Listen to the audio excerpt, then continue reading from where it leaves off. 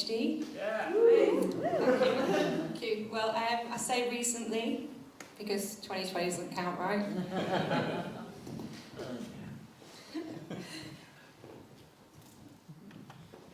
So I had to do the exam, which you get at the end of doing a PhD, a week before lockdown 1, as it shall now be known. And I'm pretty sure it was the first virtual Viva the University of Manchester held in the pandemic. So, you know, it's one for the CV, isn't it? And so within the space of about 72 hours, it went from your examiners are coming down, you have an external examiner, someone who has to travel, someone's local. It was all meant to be in person, and in this very fraught 3 days, it suddenly became, you know, a Zoom Viva. And until this point, I was happy in the knowledge that Zoom was just a retro ice lolly. I don't know what the frick Zoom was. But that's all changed now, hasn't it? So now I'm Dr. Beeston, and I'm au fait with the ways of Zoom. So how did it all start? Well, I'm what you might term a mature student. I did some other stuff and then went back to university. You might say I'm in the prime of life. I couldn't resist a crap friend stroke. Who here saw Friends the first time? Like school, your school, college? Uni. Yes. Wow. Anybody at school when Friends first came out? Yeah. Yes! Join me! Welcome to the Geriatric Millennial Club! Yes! We are the only generation in history to be simultaneously accused of being too old and too young in the same term. So in my maturity, during the PhD, I got married, as you do, and had a kid. So for those of you who, maybe are in a relationship with your partner, you get a lot of the questions like, oh, when are you going to get married? Oh. So you get married. And then next it's when you're having a baby, da-da-da. So, I've done all this. So I've ticked these boxes. This is great. I can get on with the PhD now. But no. People love to say to me, oh, you're going to have another... bit freaking busy here. I've already got a baby and I'm trying to write a PhD. So I'd regularly go into the PhD office and have a bit of a rant about this. And my PhD buds were really sweet, really lovely. One of them's here. Hi, Gemma. And they'd be like, oh, it's okay, Erin, chill out. What you need to do first is have your PhD baby. Oh, okay. PhD baby. I mean, a PhD, a baby, they're not really the same, are they? But, well, I thought I'll have a think about it. I'll see what I can do. So here's how it goes, here's how it starts. I mean, I'm not going to talk about the conception because that's a whole other show. But you start pregnancy with a booking-in appointment.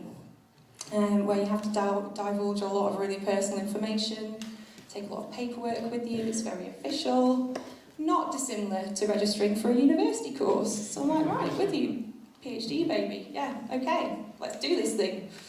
One of the things that happens at the booking-in appointment is they overload you with information. At this point, you don't know if there's actually a baby in there. Strange things do happen. And all of a sudden somebody's telling you how to lactate. I mean, it's a bit alarming. It's almost like if you show up to register at university and they're asking you for the deposit for your graduation gown before you even started the course. I mean, not that I got to frickin' graduate. Thanks, 2020. So the symptoms are quite similar to begin with, right? So you start the PhD journey, you're starting the baby journey, you're feeling a bit sick, feeling a bit nauseous, a bit nervous, sweaty palms, general, fatigue, imposter syndrome, common with both. You're like, oh my God, how can I be a parent? How can I get a PhD? What even is a PhD? I don't even know still. I don't know what's this thing. It's very much the mood. So you're panicking, It's a bit of a flap. And then just to top it off at the end of this first trimester is a 12-week scan to tell you the size your dissertation's going to be. So you have your scan, and a sonographer takes a look inside your womb. And then you go elsewhere, on campus, not at the hospital, you go and see some academics, and they take a look in your head. And either way, it ain't pretty. You know, it's pretty full of hot air at that point, and but you're on your way. You've passed the first stage. You know, trimester 1, we're done. We're off into the second trimester, the second year of the research degree. So in the second year, you do a hell of a lot of the research, a lot of the grafting. You do a lot of baby growing. Sort of the same, yeah. Who here has had a baby or is like close friends with someone who's got a little baby recently? Yay! Hi, ladies! Woo! What springs to mind when you were in the middle part of being pregnant? Help! Oh, I bet you were glowing. There's a lot of people messing around with you throughout pregnancy. That's come out a bit wrong, hasn't it? But there's a lot of people measuring you, prodding and poking you. Any memories of like the burden of being in the second trimester? Yeah, people come up to you and rub your tummy that you don't even know. Like, yeah. Who are you? Get off! Yeah, yeah, yeah. It's kind of creepy, isn't it? Like there's a lot of groping of the bump, and in that groping process, the medical professionals they develop a nice chart for you. This growth chart, which tells you like you get a trajectory of how big your baby's going to be, and this is in the green book, which is like you have to hold on to it. It's entirely your responsibility to carry your medical notes around. That's how high-tech the NHS is. Yeah, every single appointment, blood tests, midwives, health visitors, you know, just got this green folder you just can't let anything happen to. It's got the graph inside, that's very important. But alongside the green book and the helpful graph is a booklet that explains the trajectory of the growth of your baby through the medium of fruit. I mean, it's not very specific really, is it? I mean, how big's a grapefruit? Can anyone guess? I don't know. Is there a standard weight in grams for grapefruits? How big's a kiwi? 42. Okay. What grams? Just 42. Okay.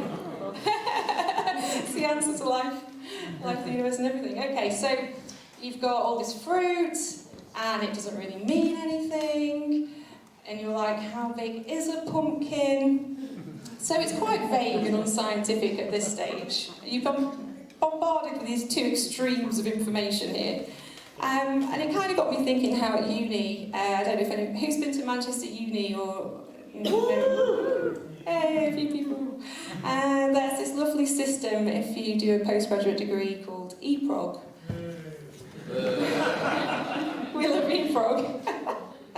And you do it's like a project management kind of milestone tracker that no one really understands, not even the supervisors. Like everyone's just sort of talk about pingdemic, freaking EPROG, just emailing everybody involved. No one knows what they're supposed to be doing. And frankly, a fruit measuring system I think would be more helpful.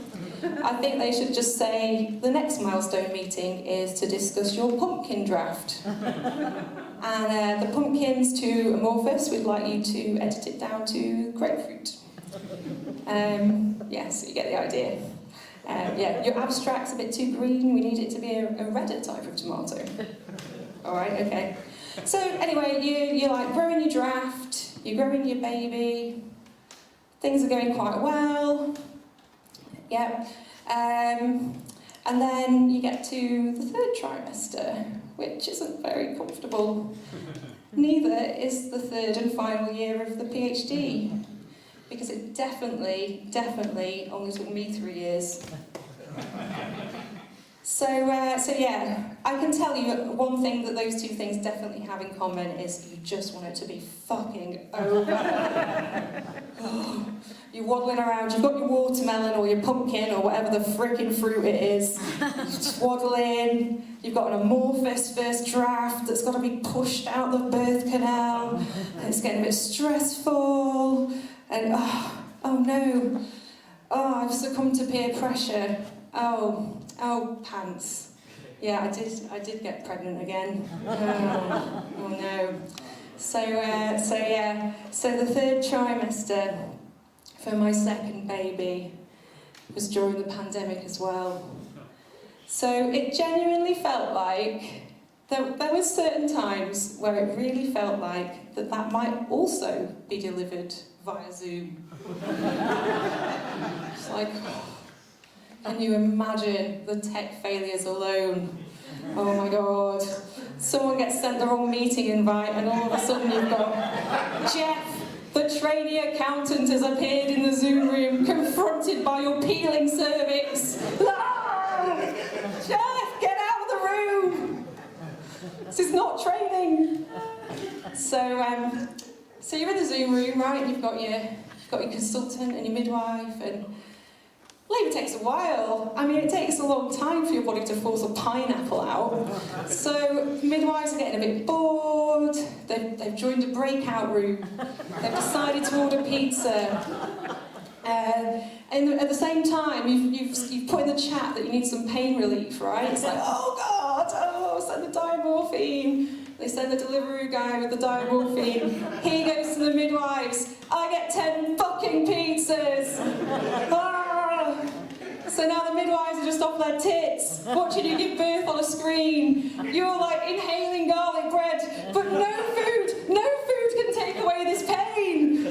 Oh, but you're into the final push, right? You've turned the volume up on full on your laptop. You're holding your birth partner's hand. He's clicking refresh the browser, refresh. They're shouting, push, push, push. I can't, I've eaten too much pizza. And in the end, that's supposed to be a baby crying, sorry. Oh, it's a beautiful baby with only minor corrections. Thank you very much.